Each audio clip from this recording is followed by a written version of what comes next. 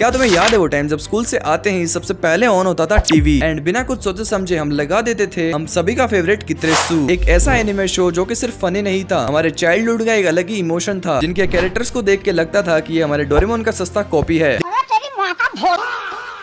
लेकिन एक दिन ये अचानक से टीवी से गायब क्यों हो गया, जैसे कि सबने उस एनिमे को भुला दिया हो। और आज भी बहुत लोग ये नहीं जानते कि ऐसा क्या हुआ, जो इतना पॉपुलर एनिमे था वो धीरे धीरे डिसअपीयर कैसे हो गया।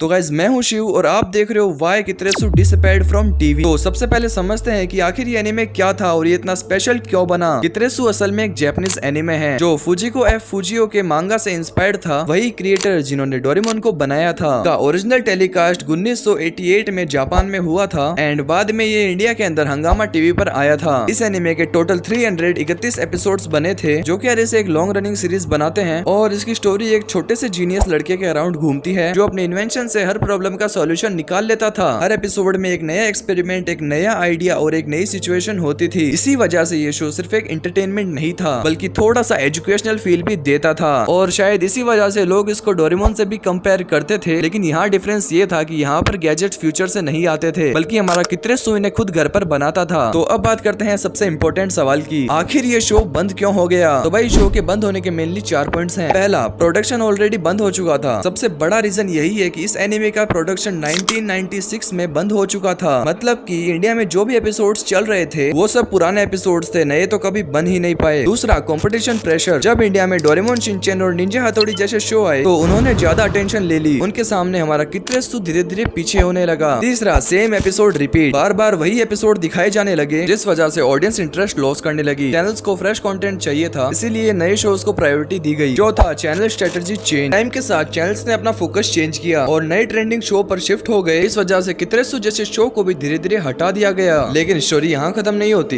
एक और मेजर रीजन था लाइसेंस इशू। जब कोई जापानीज एनिमे इंडिया में टेलीकास्ट होता है तो उसके राइट्स लिमिटेड टाइम के लिए लिए जाते हैं और जब ये राइट्स खत्म हो जाते हैं या तो चैनल को रिन्यू कराना पड़ता है या फिर उस शो को हमेशा के लिए बंद करना पड़ता है। और कितरेसू के केस में कुछ ऐसा ही हुआ था। जैसे जैसे इसका पॉपुलैरिटी ग्राफ नीचे आया, चैनल्स ने इसके राइट्स रिन्यू कराना बेकार समझा और बिना राइट्स के तो शो को लीगली टीवी पे नहीं दिखाया जा सकता, तो इसीलिए इस शो को मतलब चैनल्स ने बंद कर दिया। और हाँ, एक और इंटरेस्टिंग बात है जो कि बहुत ही कम लोग जानते हैं, वो है इसका डबिंग स्टाइल।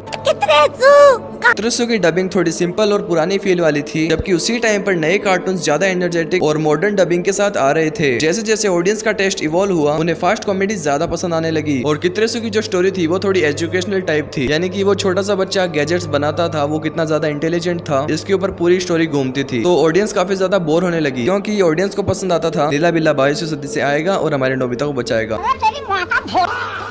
एंड फिर आया वो फेज जहाँ सब कुछ चेंज होने लगा, इंटरनेट एरा। टीवी का क्रेज धीरे धीरे कम होने लगा और यूट्यूब मोबाइल कंटेंट पर शिफ्ट होने लगा। अब प्रॉब्लम ये थी कि कितरेसू जैसे शो उस टाइम पर डिजिटल प्लेटफॉर्म पर अवेलेबल नहीं थे, मतलब कि नई जनरेशन को वो चीज मिली ही नहीं जो उन्हें टीवी पे मिला करती थी। और जब कोई शो ऑडियंस तक नहीं पहुंचता तो वो धीरे धीरे हमारे दिमाग की मेमोरी बन जाता है। और हाँ, शायद सबसे बड़ा रीजन ये भी नहीं था कि हमारा ये शो खराब था, क्योंकि यार मेरे हिसाब से ये उस टाइम का one of the best anime था। हमारे जनरेशन के लिए कितरेसू एक इमोशन था, लेकिन न्यू जनरेशन के लिए वो सिर्फ एक ओल्ड एनिमे बनकर रह गया। और जब किसी शो का इमोशन कनेक्ट टूट जाता है तो उसका कमबैक भी मुश्किल हो जाता है। तो सिंपल सी बात यह है कि कितरेसू को कभी ऑफिशियली बंद किया ही नहीं गया, बस ऑडियंस ने उसको भुला दिया। और अभी भी काफी लोगों के दिमाग में ये जानने की भी चुल होगी कि इस शो को आखिर ओटीटी प्लेटफॉर्म पे रिलीज क्यों नहीं किया गया। तो देखो यार, ओटीटी प्लेटफॉर्म काफी ज्यादा चालाक होते हैं, तो इन लोगों के हिसाब से अगर हम पुराने एनिमे शो लाएंगे तो मतलब ये ज्यादा कुछ इनका प्रॉफिट बनेगा नहीं। तो इन लोगों ने मतलब कि इस शो को नहीं निकाला ओटीटी प्लेटफॉर्म पर, जैसे कि नेटफ्लिक्स हो गया और हमारा डिज्नी प्लस हॉटस्टार हो गया। तो अब तुम्हें समझ आ ही गया होगा कि इस शो को बंद क्यों करना पड़ा